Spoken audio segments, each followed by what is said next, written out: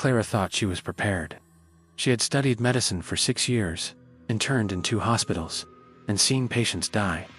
But no class, no book, could prepare her for what was waiting behind the door of room 26. In 2019, Clara took her first job as a night nurse at a psychiatric hospital on the outskirts of Vienna. The hospital was ancient, built in the late 1800s, originally as an asylum. The newer wings were clean and modern. But Clara was placed in the East Wing, the old wing, the one that staff whispered about. She first heard about room 206 on her 3rd shift. A senior nurse said casually, "If you ever hear crying from 206, don't open it." Clara laughed, assuming it was a joke. But that night, at 2:43 a.m., she heard it. Soft sobbing sounds, muffled but unmistakable. Clara stood outside the door, her fingers inches from the handle, but she walked away. The next night, she heard it again, and this time, the sobbing turned into whispering. She reported it, but the records said, room 206 has been unoccupied for over a year. The last patient died there, suicide. The body was found kneeling in the corner, facing the wall. The 5th night, the whispering returned, but this time, it said her name. "Clara, Clara, come in." Against all instincts, she opened the door. It was freezing inside. The bed was untouched. No signs of life, except in the corner. A woman sat, knees drawn to her chest, rocking slowly. Clara asked, "Are you okay? Do you need help?" The woman stopped rocking, turned her head just slightly, and whispered, "I died here, and so will you." Clara stumbled back, heart racing. She slammed the door and ran. She brought the head nurse and a security guard back. Room 206 was empty, no trace of the woman. "You imagined it," they said. But Clara knew what she saw. And when she checked the hallway camera footage, there was no woman. The video showed Clara talking to thin air. She begged to be transferred. Her request was pending. On her final night in the East Wing, she heard crying again, but louder, urgent. This time, she didn't open the door. She locked herself in the nurse station. At 3:06 a.m., the power went out. When it returned, the door to room 206 was wide open.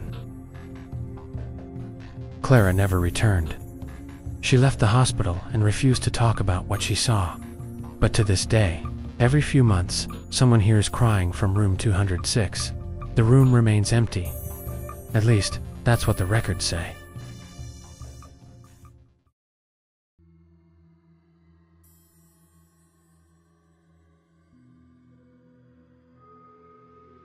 It was past 2 a.m. when Nurse Anja stepped into the elevator.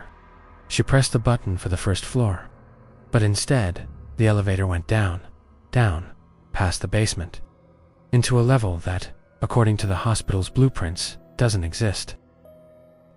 Anja had worked the night shift at a hospital in southern Poland for nearly a year. The building was a relic built during World War I, partially bombed, then rebuilt.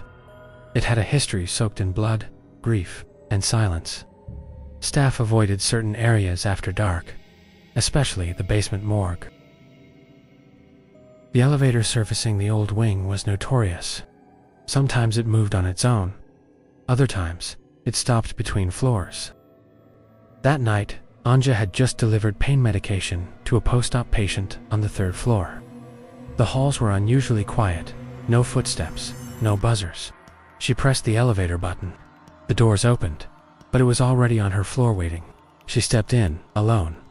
She pressed, but instead, the lift descended past B1, until it stopped with a dull thud at 3. The doors slid open. Darkness, thick, oppressive. A single light flickered above a hallway with peeling paint and broken tiles. She stepped out and realized. The air smelled like formaldehyde and rot. The corridor had no signs, no markings. but she saw a morgue gurney abandoned in the middle, and beside it, a body bag, moving slightly. Anja turned to run back to the elevator, but the doors had closed. The button didn't respond, and then she heard the sound of wet dragging behind her. From the darkness, a voice rasped, "Wrong floor, sister." Anja ran past rusted doors, past empty wheelchairs. The halls kept turning like a maze. Every corner, the dragging got closer. She tried every door, locked, locked, locked, until she saw a stairwell open. She took the stairs 2 at a time. When she reached the first floor, the hospital was normal again. Lights on, nurses walking. No one else had noticed anything. She reported it. The head of maintenance laughed. "There is no 3, miss. The elevator only goes to B1. You must have been dreaming." But Anja wasn't dreaming. She still had something. Her wrist, bruised, in the shape of skeletal fingers. Anja transferred to a different hospital 2 months later. She never used elevators again, but sometimes she dreams of going down, past the basement, to the place that should not exist, and hears a whisper, "Wrong floor, again."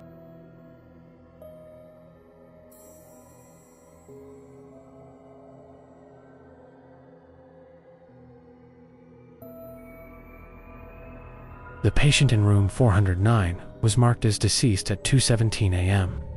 But when Nurse Magdalena passed by just minutes later, the monitor was beeping again, and through the glass, the body was sitting upright, smiling. Magdalena had worked at a mid-sized hospital in northern Czech Republic.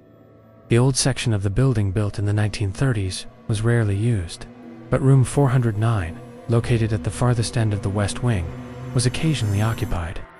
That night, she was covering for a nurse who called in sick. It was her first and last shift in the old West Wing. The woman admitted to room 409 was listed as unknown identity, found wandering cemetery grounds, estimated age, 80s. She had deep lacerations on her back and never spoke a word. Magdalena checked her vitals. No response, but her eyes never closed. Around 2 a.m. the monitors went flatline. Magdalena rushed in with the attending doctor. No pulse, no breath. Time of death recorded, 2:17. The body was covered with a sheet. Magdalena documented the death, then left to finish charting. 10 minutes later, she walked past room 409 again. The monitor was beeping. She stopped, turned, and there she was, sitting up, smiling. Magdalena dropped the clipboard. When she entered the room again, the bed was empty. Security was called. They searched every floor, every stairwell.